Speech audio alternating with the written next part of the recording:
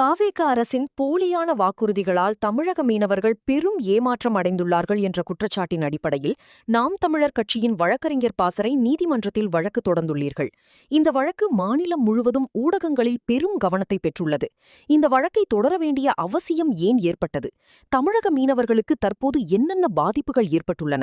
மேலும் இந்த வழக்கின் மூலம் நீதிமன்றத்திடம் நீங்கள் எதிர்பார்க்கும் தீர்வு என்ன?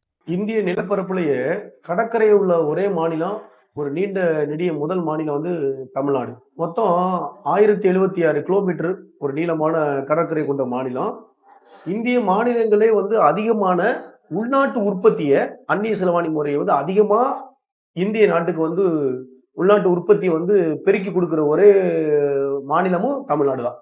இந்த இடத்துல ஏன் மீண்டும் ஒரு தடவை பதிவு பண்றேன்னா, சரியா இந்திய நாட்டினோட உள்நாட்டு உற்பத்தியில மீன்பிடி மட்டும் 1% இருக்குது. மொத்தமே இந்திய நாட்டின் உள்நாட்டு உற்பத்தி வந்து 3% தான். அதுல 1% மீன்பிடித்தல் முறை வந்துருது. அதுல பெரும் பங்கு வகிக்கிறது தமிழ்நாடு கடற்கரையோர மாவட்டங்கள். அப்படி இருக்கும் பட்சத்துல ஒரு குறிப்பிட்ட ஒரு 7-8 ஆண்டுகளுக்கு முன்னாடி இனப்பெருக்கம் காலக்கெடும் சொல்லிட்டு ஒவ்வொரு மாநிலத்துக்கு ஏற்றவாறு ஒரு 61 நாள் வந்து மீன்பிடி தடை காலம் வந்து மத்திய அரசு கொண்டு வந்தாங்க. அது தமிழ்நாடுக்கு மே மாசம் முழுக்க ஜூன் 14 வரை தொடங்கிடும் 61 நாள். ஆந்திராவுக்கு நமக்கு முடிச்ச பிறகு அங்க தடை போடுவாங்க. ஆந்திரா முடிச்ச பிறகு கேரளாவுக்கு போயிடுவாங்க. கேரளா தடை முடிச்ச பிறகு மேற்கு வங்காளம் 2 மாசம் முடிச்ச பிறகு கோவா. இப்படி 2 மாசம் வந்து ஒவ்வொரு மாநிலத்துக்கு ஏற்பது போல மீன்பிடி தடை காலம் சொல்லி ஆழ்கடல் மீன்பிடிக்கக்கூடிய தரை விசைப்படகுகள், இழுவை விசைப்படகுகள், மிகப்பெரிய ஒரு கப்பல் அளவுக்கு உள்ள ஒரு ஆழ்கடல் மீன்பிடிக்க சொல்லக்கூடிய விசைப்படகுகளுக்கெல்லாம் இந்த தடை உண்டு.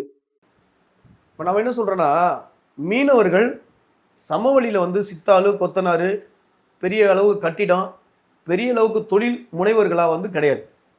அவர்கள் கடலும் கடற்கரை ஒட்டியே வாழ்வாங்க. அதன் ஒட்டியே வாழ்ந்து அதன் சாரம்சத்துக்குள்ளே வாழ்ந்து அதுக்குள்ளே பொருளாதாரத்தை ஈட்டு அதுக்குள்ளே தன்னை தேடலாக்கி தன்னுடைய வாழ்க்கை முன்னேற்றத்தை தூக்கி நிறுத்தக்கூடிய சமூகம் மீன்பிடி சமூகம். இந்த சமூகத்துக்கு வந்து 61 நாள் தடை காலம் என்பது அது மிகப்பெரிய சிக்கல். ஒரு குடும்பத்தில் 7 பேர் இருப்பாங்க, 8 பேர் இருப்பாங்க. ஆனால் சராசரியாக ஒரு மீனவர் வந்து ஒரு நாளைக்கு ஒரு தனிப்பட்ட நபர் 2000 5,000 வரை சம்பாதிப்பார். ஏன் அது 5 லட்சம் கூட மாறும். அது வந்து கடல் வந்து பேங்க் மாதிரி. அப்படிப்பட்ட நபர்களுக்கு ஒரு குடும்பத்துக்கு 1000 ரூபாய் மீன்வளத்துறை சார்பாக வந்து கொடுக்கப்படுதுன்னா, நாங்கள் யாருக்காக மீன்பிடிக்க போகாமல் இருக்கோம்? 61 நாள் யார் எங்களை மீன்பிடிக்க போகக்கூடாது சொல்லியிருக்கு? இந்திய சட்டம். அப்போ இந்திய சட்டத்தை வந்து கட்டுப்பட்டு நாங்கள் மீன்பிடிக்க போகாமல் இருக்கோன்னா, எங்களுக்கான 61 நாளில் ஒரு குடும்பத்துக்கு நீங்கள் கொடுக்குற 8000 ரூபாய்ங்கிறது அது எந்த மூளைக்கு பத்தும்? ஒரு நபருக்கு சராசரியாகவே ஒரு மாதத்துக்கு வந்து சாப்பாடு, அவர் போகிற செலவு, இதர செலவுன்னு பார்த்தீங்கன்னா ஒரு நபருக்கு சராசரி 5000 ரூபாய் வந்துடும். அப்போ ஒரு குடும்பத்தில் 6 பேர் இருந்தாலும் குறைஞ்சபட்சம் 30,000 ரூபாய் செலவாகும் ஒரு மாதத்துக்கு. அப்போ 2 மாதத்துக்கு சேர்த்து தான் 20,000 ரூபாய் கேட்குறோம்.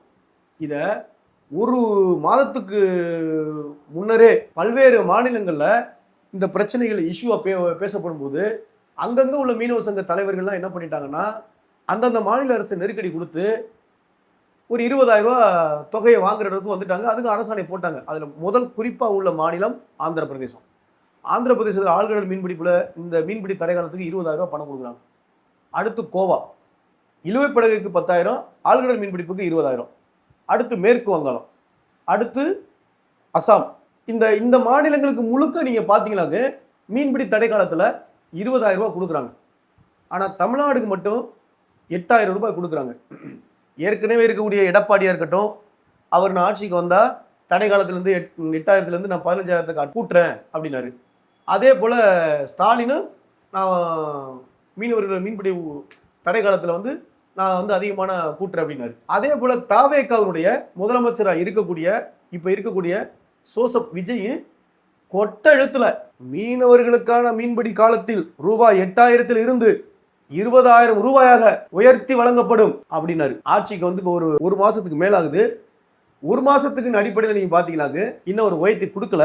மீன்பிடி தடை காலமும் முடிய போகுது. இது கடை தொழிந்த ஒரு மோசடி. அப்ப நம்ம இதெல்லாம் ஒரு வருடமா ஆய்வு பண்ணி பல்வேறு மாநிலங்களில் வந்து மீன்பிடி தடை காலத்தில் எவ்வளோ அமௌண்ட் கொடுக்குறாங்க கேட்டுட்டு நம்ம என்ன பண்ணுறோம், ஒரு குழு ஒன்று அமைச்சு மீன்பிடி தடை காலத்தில் மற்ற மாநிலங்கள்லாம் வந்து 8,000லேருந்து 20,000 வரை கொடுக்குறாங்க அப்படின்னு சொல்லி ஒரு பெரிய ரிசர்ச் பண்ணி நம்ம வந்து நாம் தமிழர் கட்சி சார்பாக வந்து வழக்கு தாக்கல் செஞ்சோம். வழக்கு தாக்கல் செஞ்ச உடனே நீதிமன்றத்தில் நடந்த சாராம்சம் உங்களுக்கு தெரியுமா? வாக்குறுதியை கொடுத்துறீங்க. வாக்குறுதியை கொடுத்த பிறகு மீனவர் மீன்பிடி தடை காலத்தில் ஜூன் 14 பேர் முடிய போகுது. அப்போ இந்த மீனவர்களுக்கெல்லாம் மீன்பிடி தடை காலகட்டத்தில் 20,000 உயர்த்தி கொடுன்னு சொன்னால் தமிழ்நாட்டினுடைய அரசு வழக்கறிஞர் என்ன சொல்றாருன்னா, இது அரசின் கொள்கை முடிவு, இந்த முடிவுகளுக்குள்ள நீதிமன்றம் தலையிடக்கூடாது. எப்படி? அரசின் கொள்கை முடிவான், இதில் நீதிமன்றம் தலையிடக்கூடாதான். ரெண்டாவது, 200 கோடி ரூபா எங்களுக்கு செலவாகும், நாங்கள் 20,000 உயர்த்தி கொடுத்தா அப்படிங்கிறாரு. உடனே மாண்புமிகு நீதியரசர்கள் அதை பார்த்துட்டு அரசின் கொள்கை முடிவா அப்படின்னு கேட்டுக்கிட்டு இருக்கும்போது நம்ம தரப்பு வாதத்தை நம்முடைய சட்ட இளவல் வழக்கறிஞர் அன்பு தம்பி கில்டஸ் அவர்கள் வந்து தெளிவாக வந்து வாதத்தை வச்சார். என்ன சொன்னார்னா, மற்ற மாநிலங்களில் மீன்பிடி தடை காலகட்டத்தில் கோவா, ஆந்திர பிரதேஷ், மேற்கு வங்காளம் போன்ற மாநிலங்களில் மீன்பிடி தடை காலத்து மீனவர்களுக்கு 20,000 ரூபாய் கொடுக்கப்படுது. அது மட்டும் இல்லாமல் இந்திய சட்டத்தின் அடிப்படையில் தமிழ்நாடு மீனவர்கள் தொழிலுக்கு செல்லாமல் இருக்கிறாங்க. அப்போது இவர்களை போட்ட சட்டம் தான் எங்களை கட்டுப்படுத்தி வச்சிருக்கு. அப்போ 61 நாள் நாங்கள் மீன்பிடிக்க செல்லாமல் இருக்கிறோம்னா மற்ற மாநிலங்களை கொடுக்குற தொகையை இவங்க கொடுக்கணும் அப்படின்னு சட்டப்பூர்வமான வாதத்தை எடுத்து வச்ச பிறகு மாண்புமிகு நீதியரசர்கள் வந்து ஆமாம்ல, சரியாக தானே சொல்கிறீங்க அப்படின்னு சொன்ன பிறகு உடனே மறுபடியும் இல்லை, எங்கள்கிட்ட நிதி பற்றாக்குறையாக இருக்குது. அப்போ நாங்கள் சொன்னோம், அப்போ எதுக்கு தமிழ்நாடுடைய நிதி பற்றாக்குறை தெரியாமல், தமிழ்நாடுடைய நிதிநிலை அறிக்கை புரியாமல் நீங்கள் போகிற போக்கில் எதுக்கு பொய்யான வாக்குறுதியை மக்களுக்கு கொடுக்குறீங்க? அதுவும் மீனவ மக்களுக்கு எதுக்கு நீங்கள் கொடுக்குறீங்க? அதனால 8,000லேருந்து 20,000 உயர்த்தி கொடுக்க சொன்ன நீங்கள் இன்னும் மீனவர்கள் பல பல திட்டங்கள் சொல்லியிருக்காங்க. இதையே நீங்கள் நடைமுறைப்படுத்த மாட்டீங்கன்னா இன்னும் பல்வேறு திட்டங்கள் மீனவர்களுக்கு நான் செய்ய போகிறேன்னு சொன்னீங்கன்னாங்க. அப்போ திமுகவுக்கும் உனக்கு என்ன வித்தியாசம்? திமுக அரசுக்கும் உனக்கு என்ன வித்தியாசம்? அவன் நூற்றுக்கணக்கான பொய் வாக்குறுதிகளையும் அறிக்கைகளையும் கொடுத்துட்டு வந்து ஆட்சி அதிகாரத்தில் உட்காந்துட்டு மக்களை முட்டாளாக்கிட்டு போயிடுவாங்க. நீனும் பொய்யான வாக்குறுதிகளை கொடுத்துக்கிட்டு வந்து மக்கள்கிட்ட வந்து ஓட்டை வாங்கிட்டு முதலமைச்சரை உட்காந்துக்கிட்டு நிதி இல்லை, எங்ககிட்ட பணம் இல்லை அப்படின்னா, அப்போ முதலமைச்சராக ஆகக்கூடிய தகுதியோ ஆளுகிற தரப்புக்குள்ள தமிழ்நாடுடைய பட்ஜெட்டுக்குடைய தகுதியோ உனக்கு இல்லைன்னு அர்த்தம். அப்போ உண்மையும் நேர்மையும் சொல்லி பேசுகிறவன் தமிழ்நாடு இருந்து வஞ்சிக்கப்படுறான். பொய்யா பேசுகிறவன் மட்டும் தான் தமிழ்நாடு மக்கள் நம்புவீங்கன்னா, எங்கேயா போகிறது? இதான் உங்கள் பள்ளிக்கூடத்தில் வந்து சொல்லி கொடுத்தாங்களா? பள்ளிக்கூடத்தில் நேர்மையை தான் சொல்லி கொடுத்துருப்பாங்க. பொய் சொல்லக்கூடாது, திருடக்கூடாது, நல்லது மட்டும் தான் செய்யணும், இயற்கை வளத்தை அழிக்கக்கூடாது, இப்படின்னு ஒவ்வொருத்த படித்தவனும் அவ்வளோ பேர் பள்ளிக்கூடத்தில் படிச்சிருப்பான், இதெல்லாம் சொல்லி கொடுத்துருப்பாங்க. அப்போ அதையெல்லாம் பள்ளிக்கூடத்தில் கற்ற நாங்கள் அதுபோல் வாழ்க்கையில் வாழ்கிற எங்களை போன்ற நபர்களை அங்கீகரிக்கிற இடத்துல தமிழ்நாட்டு மக்கள் இல்லை. பொய்யா சொல்கிறவனை மட்டுமே, கவர்ச்சியாக பேசுகிறவனை மட்டுமே, ஏமாத்துறவனை மட்டுமே நீங்கள் நம்பிக்கிட்டு தான் நல்லா இருப்பீங்களா? இப்போவும் எந்த வகையில் இந்த மக்கள் நாம் தமிழர் கட்சியை புறக்கணிச்சாலும், எந்த மக்களை இந்த விஜய் திட்டமிட்டு சினிமா திரை கவர்ச்சி மூலம் இந்த மீனவ மக்களை போய் வாக்குறுதி கொடுத்து தப்பா அவங்களோட ஓட்டை வாங்க முயற்சி செய்து இன்னைக்கு சிஎம் ஆயிருக்காருல, அப்போ அதை நம்ம வெளிப்படுத்த வேண்டிய தேவையும் அவசியம் கடமையும் நாம் தமிழர் கட்சிக்கு உண்டு. அப்போ அதனால தான் நம்ம பொதுநல வழக்கு தொடுத்ததும் இல்லை, ஏதோ மேடையில் பேசுகிற மாதிரியோ இல்லை நம்ம வந்து மாவட்ட ஆட்சியர்கிட்ட மனு கொடுக்குற மாதிரிலாம் பொதுநல வழக்கு தொடுக்க முடியாது. அதுக்கு ஆக்கப்பூர்வமான ஆவணங்கள் இருக்கணும், ஆக்கப்பூர்வமான கலாய்வுகள் இருக்கணும், ஆக்கப்பூர்வமான செயல்பாடுகள் இருக்கணும். அப்போ தான் மாண்புமிகு நீதியரசர்கள் அதை வந்து அதை ஒத்துக்குருவாங்க. இது வந்து விளம்பர நோக்கத்திலேயோ இது வந்து பணமறிக்கும் நோக்கத்திலேயோ இந்த வழக்கு தாக்கல் செய்யப்படுது. ஏன்னா மாண்புமிகு நீதியரசர்களுக்கு இது மாதிரி ஆயிரக்கணக்கான வழக்குகளை பார்த்துருவாங்க, அவங்களுக்கு தெரியும். அப்போ நம்ம ஒவ்வொரு விடயமும் செய்யக்கூடிய வேலை வந்து மக்களுக்காக தான் செஞ்சுக்கிட்டு இருக்கோம். சாட்டையை தூக்கி அடித்தாங்க, நிதி எவ்வளோ இருக்குது அப்படின்னு உள்துறை செயலாளருக்கும் நிதி செயலாளருக்கும் அறிக்கை தாக்கல் செஞ்சு 2 வாரத்தில் அறிக்கை தாக்கல் செஞ்சு ஒரு அருமையான உத்தரவை போட்டிருக்காங்க. இந்த உத்தரவை போட்டு முடித்த பிறகு செய்தி பரபரப்பாகுது. மீன்வளத்துறை அமைச்சர்கிட்ட போய் கேட்குறாங்க ஸ்ரீநாத்திட்ட. அந்த ஆளெல்லாம் மீன்வளத்துறை அமைச்சரை எந்த அடிப்படையில் போட்டாங்கன்னு தெரிலங்க. நான் என்னங்க சொல்கிறது, வார்த்தைகளை வந்து நமக்கு தடிக்கக்கூடாது, நாகரிகமாக இருக்குன்னு நம்ம நினைக்கிறோம்.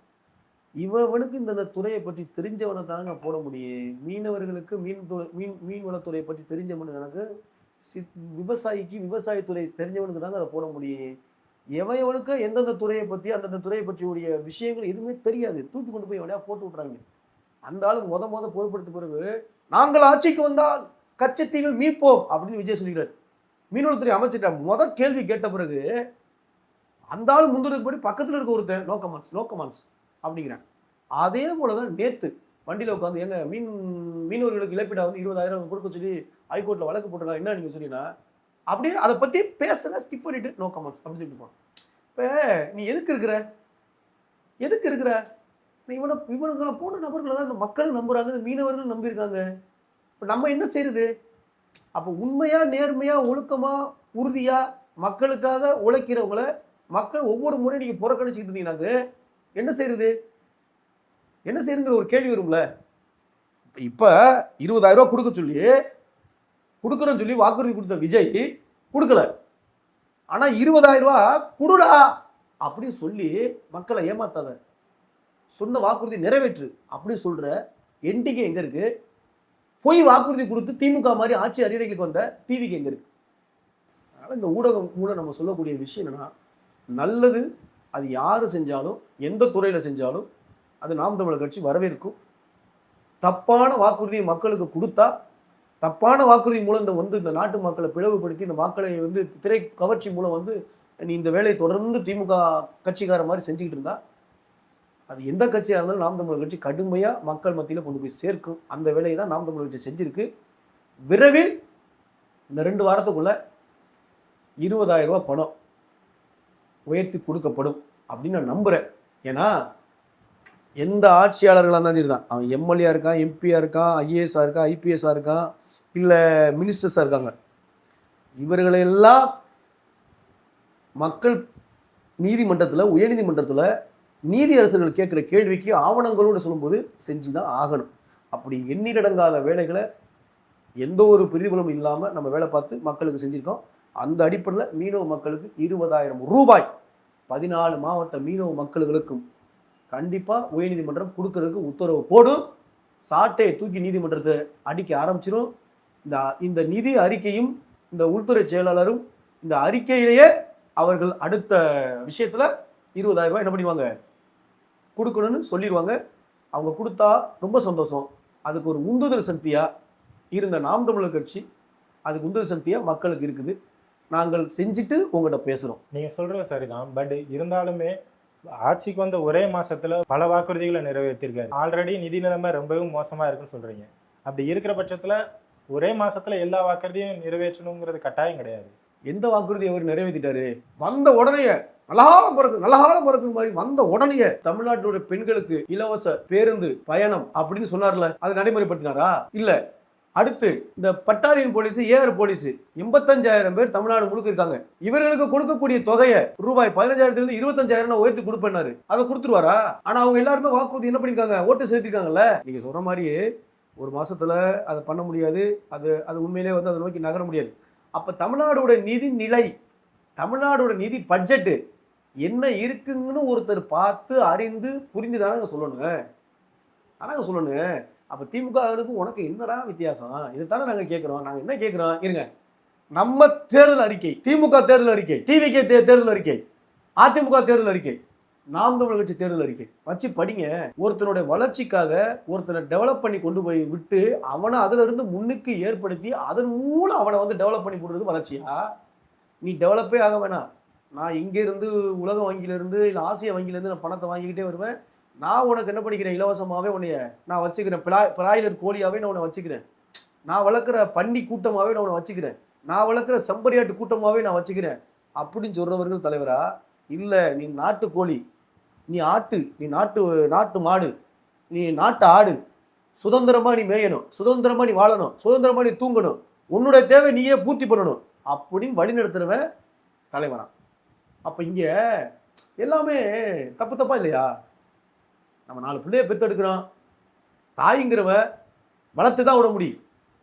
அவனுடைய தேவையையும் அவனுடைய பொருளாதார விஷயத்தையும் அவனோட உணவையும் அவனுக்கு தேவையான அத்தியாவசியத்தையும் அவன் தான் என்ன பண்ணிக்கணும், பூர்த்தி பண்ணி விடணும். அப்படி வளர்க்குறவ தான் தாய். இல்லை கடைசி வரையும் தாயே சம்பாதிச்சுக்கிட்டு இருப்பா.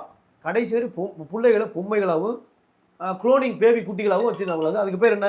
திமுகவுக்கு மாற்று டிவிகேன்றானுங்க, டிவிகேக்கு மாற்று திமுகன்றானுங்க. 100% சொல்றேன், எந்த கொள்கையும் கோட்பாடும் எந்த பிடிப்பும் இல்லாத வந்த இந்த டிவிக்கே இந்த மக்களை இவ்வளவு பிற்போக்குத்தனமாக, இந்த மக்களை இவ்வளவு மோசமாகவும் இவ்வளவு கீழ்த்தரமாகவும் இந்த இன்ஸ்டா ரீல்ஸ் மூலம் கொண்டு போய் சேர்ப்பாங்கன்னு கனவுல கூட நினைக்கல. இதன் மூலம் பாதிக்கப்பட போறது மக்கள் தான். இந்த வழக்கில் நீங்க முன்வைத்த முக்கிய வாதங்கள் என்ன? கோவா, ஆந்திரா, மேற்கு வங்காளம் போன்ற மாநிலங்களில் மீன்பிடி தடை காலத்தில் 20,000 ரூபாய் அந்தந்த மாநில அரசு அந்தந்த மீனவர்களுக்கு கொடுக்கப்படுது. ஆனால் தமிழ்நாட்டிலேயே மிகப்பெரிய உள்நாட்டு உற்பத்தியிலையும் இந்திய அளவில் 2வது பெரிய மாநிலமாக கடற்கரை ஓர மாவட்டங்கள் இருக்கிற தமிழ்நாட்டுக்கு நீங்கள் 8,000 ரூபாய் கொடுப்பது என்பது மிகவும் தவறு தவறு தவறு. அதனால மற்ற மாநிலங்களில் இருக்கிற மாதிரி மீன்பிடி உதவித்தொகையை 20,000 உயர்த்தணும். அதுக்கான அரசாணைகள் கூட்டி வந்து காமிச்சிருக்கோம். இந்த ஆவணங்களை நம்ம எடுத்து வச்சோம்.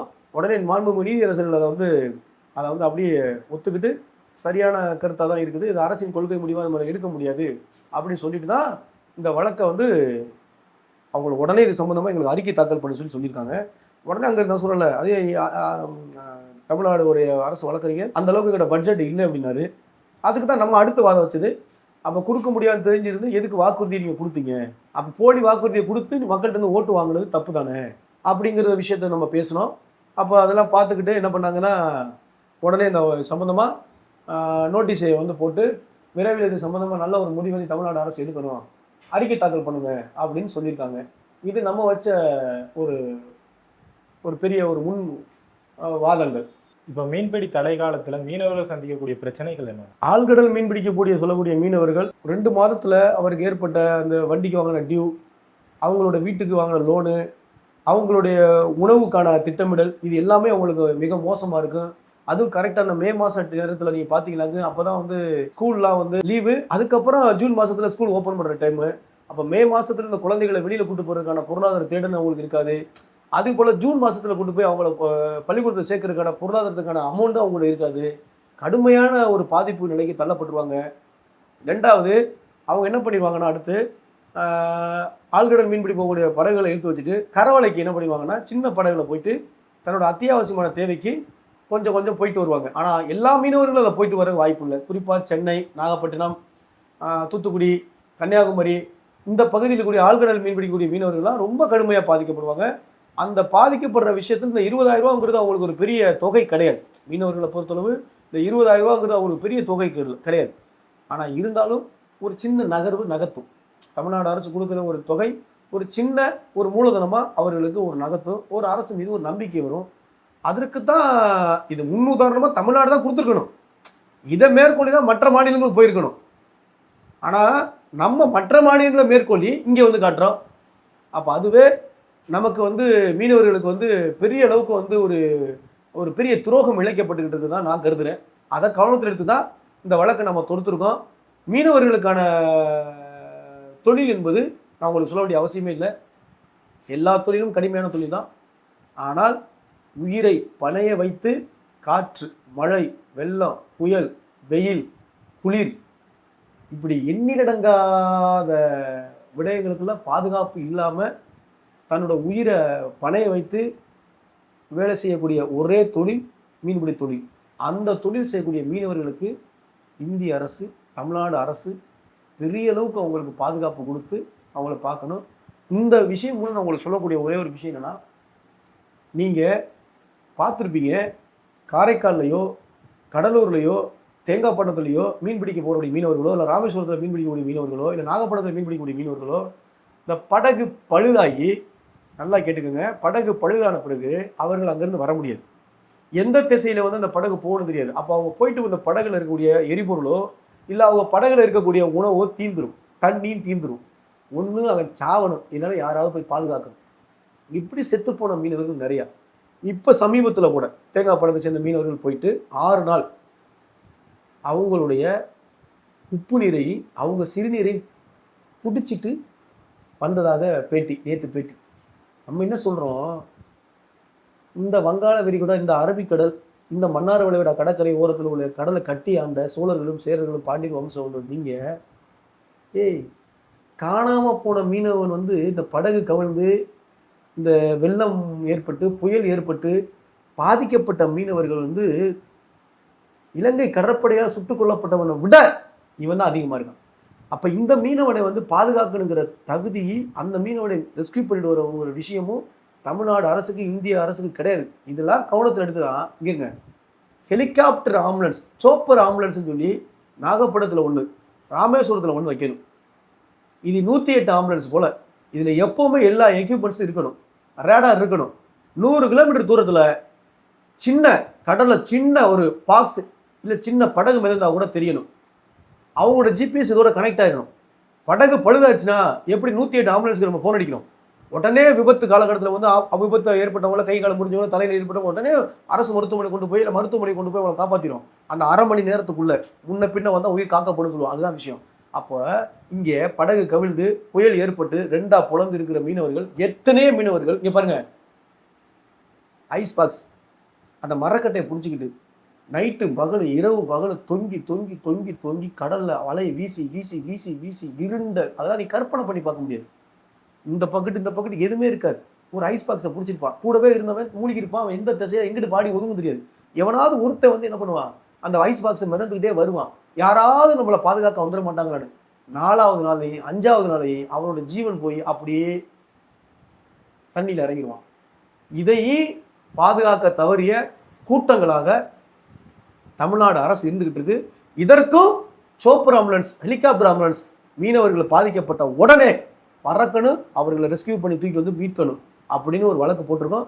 இது இங்கிலாந்து, நியூசிலாந்து, சுவிட்சர்லாந்து, ஆஸ்திரேலியா போன்ற நாடுகளில் கடலில் என்ன விழுந்தாலும் உடனே ரெஸ்கியூ பண்ணுற அளவுக்கு இருக்குது. மாடே விழுந்தாலும் ஹெலிகாப்டர் ஆம்புலன்ஸ் போய் பறந்து தூக்கிட்டு வந்துடும் கடலுக்குள்ள. மாடுக்கு ஒரு ஐரோப்பியக்காரர்கள் வைக்கிற ஒரு மனிதாபிமானம் கூட மனிதனுக்கு இந்திய அரசு வைக்கல. ஆனால் இங்கே ஐஎன்எஸ் பருந்து அப்படி பல்வேறு இராணுவ நடவடிக்கைகள் கோவர் கிராஃப்ட் ஐஎன்எஸ் இராணுவ ஹெலிகாப்டர் ஆம்புலன்ஸ்லாம் வச்சுருக்காங்க. இதெல்லாம் சும்மா எதுக்கு வச்சுருக்கானுங்களே தெரில. இதெல்லாம் தயவு செய்து கடலுக்கு பாதுகாவலன் இந்திய இராணுவம் இந்திய கப்பல் படை கிடையாது. டேய், கடலுக்கு பாதுகாவலன் கடற்கரையோர கடலோடி மீனவன் தான்டா. அவன் மட்டும் இல்லைனா இங்கே உனக்கு பாதுகாப்பே இல்லை. அவன் தான் உனக்கு சோர்ஸு. ஆனால் அந்த மீனவனை நீ கேடுகட்டவனா பார்க்குறா பத்தியா, அதுதான் தப்பு. அதையெல்லாம் சரி செஞ்சு தான் எங்களை போன்ற நாங்கள்லாம் போராடி இதெல்லாம் கொண்டு வரணும்னு சொல்கிறோம். விரைவில் இதுவும் நடைமுறைப்படுத்த வேண்டும். இது மூலம் நம்ம தெரிவிச்சுக்கணும்.